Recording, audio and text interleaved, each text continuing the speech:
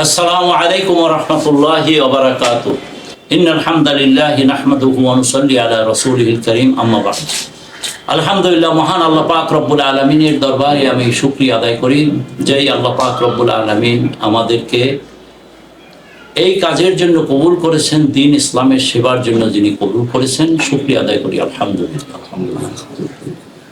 আল্লাহ পাক রব্বুল আলামিনের ইচ্ছায় আমি যখন থেকে আমেরিকায় থাকি, আজ থেকে 31 বছর আগে আমেরিকায় গিয়েছি, তার থেকে আমি যখনই কিছু উপার্জন করেছি সেটার থেকে কিছু আমি দ্বীন ইসলামের তথা মানবতার সেবায় লাগানোর চেষ্টা করেছি।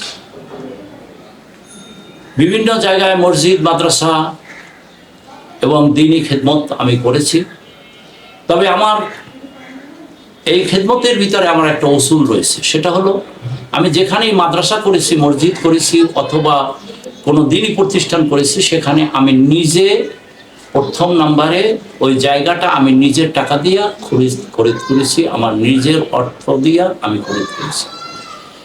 তারপর ওই জায়গায় আমি নিজের টাকা দিয়ে বিল্ডিং করেছি। তার থেকে আমি কাউর থেকে কোনো, বাংলাদেশে কোনো মানুষ বলতে পারবে না যে কাউর থেকে আমি কোনো চাঁদা গ্রহণ করেছি, এবং আমার কোনো দিনও ইচ্ছা নাই যে আমি কোনো কাউর থেকে আমি চাঁদা গ্রহণ করব, বিশেষ করে জমির জন্য অথবা বিল্ডিং বানানোর জন্য। হ্যাঁ, মাদ্রাসা পরিচালনার যারা পরিচালনা করেছে তাদের হয়তো তারা লিল্লা বোর্ডিং এর জন্য কোনো ছাত্রের জন্য কেউ যদি কিছু দান করে, জাকাতের টাকা বা আল্লাহর রাস্তার টাকা, সে করতে পারে। কিন্তু আমি কোনো ভূমির ব্যাপারে, ভূমি কেনার ব্যাপারে, জমি কেনার ব্যাপারে, অথবা মাদ্রাসার বিল্ডিং বানানোর ব্যাপারে, অথবা যে কোনো কাজের ব্যাপারে বাংলাদেশে যেই যেই জায়গায় আমি করেছি, উল্লেখযোগ্যভাবে আমার বলতে হয় এই যে বরিশালে নাইতুর রহমান কমপ্লেক্সের জায়গা, এইটা আমি যখন খরিদ করেছি, এটা আমি খরিদের সময় আমি নিজে ছিলাম না, এটা আমার চাচা হজরত মাওলানা শরাফুদ্দিন বেগ মধ্যজুলুল আলী দামাত বরকাতুহুল আলিয়া, তিনি স্টিমার ঘাট জামে স্টিমার ঘাট মসজিদের ইমাম, তিনি তার নেতৃত্বে আমার বড় ভাই, শ্রদ্ধেয় বড় ভাই আলহাজ হজরত মাওলানা রেজাউল করিম বেগ এবং আমার মামাতো ভাই সৈয়দ মনিরুল হক, তেনরা এই বিশেষ করে এই তিনজন থেকে আমার এই রূপাতলির জায়গাটা খরিদ করেছে। ওখানে 35.5% জায়গা তারা খরিদ করেছে আমার নিজের নামে, আমার নিজের অর্থায়ন। এই খরিদ করার পরে দাদা ওইখানে একটা, যেহেতু জায়গাটা খালি থাকলে ভালো হয় না, ওখানে আব্বার নামে মরহুম শামসুদ্দিন বেগ নামে একটা মাদ্রাসার একটা বিল্ডিং টিল শেড করার জন্য একটা ভবন উঠাইছে, যেটা উপরে ছাদ দেওয়া হয় না বা টিন দেওয়া হয় না দেওয়া হলে তো এর মাঝখানে আমরা মদিনাতুত তৈয়বায় যাই।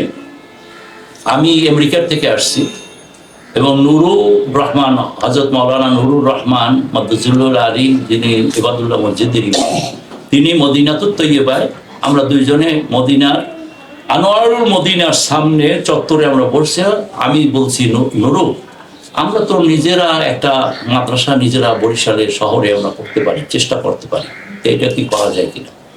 আচ্ছা, আপনি যদি চিন্তা করেন তাইলে করতে পারেন। তখন আমি ওই সফরের থেকে আসার পরে আমি নুরুকে দেখাইছি যে এই জায়গাটা দেখো কেমন হয়। তো এরপরে নুরু বলল যে, নুরু ভাবিকেও হয়তো জায়গাটা দেখাইছে বা সবাই দেখাইছে যে না চাচা এখানে সুন্দরভাবে করতে পারে। আমি এইটা কেনার আগেই কিন্তু আমি চিন্তা করেছিলাম যে এখানে আমার বাড়ি করব, আমি ছোট্ট একটু মাদ্রাসাও করব এবং মসজিদও থাকবে। তারপরে আমার যে কোনোভাবে মসজিদ, নুরুর রহমান একটা সংস্থার থেকে টাকা এনে তারপরে এই মসজিদ করছে। তার আগেই আমি মরহুম শামসুদ্দিন বেগ এই নামে একটা মসজিদ করার জন্য আমি একটা ফলক তৈরি করেছিলাম এবং সেটা মাঝখানে হয়েছিল বিধায় ওইটা সরাই আমরা পিছনে নিয়েছি, ওইটা সংস্থা টাকা দিয়েছে।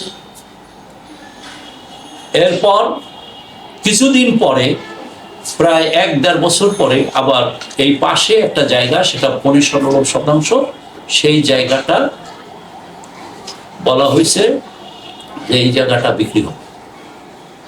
আমাকে সোহাইবুর রহমান, মির্জা সোহাইবুর রহমান, আমার ভাতিজা, তিনি মৌলানা ইনায়েতুর রহমান সাহেবের ছেলে, তিনি আমাকে কল দিয়েছেন এবং তিনি কল দিয়ে বলছেন যে চাচা এই জায়গাটা বিক্রি হবে, আপনি কি জায়গাটা নেবেন?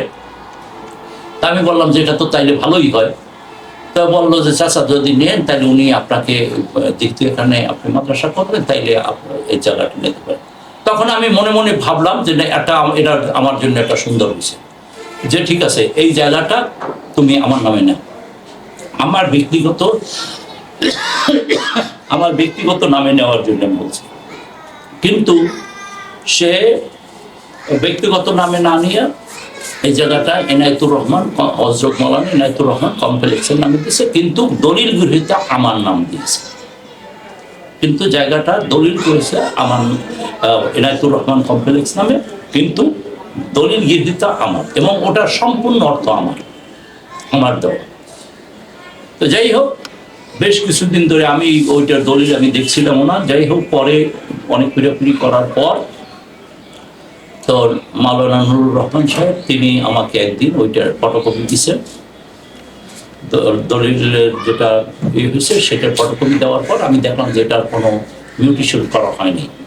তারপর আমি লোক দিয়ে তারপর ওইটা মিউটেশন করছি, এনায়েতুর রহমান 15-16 শতাংশ। তো এখন আমার চিন্তা ভাবনা হলো এই যে এই জায়গাটা, এটার মসজিদ যেখানে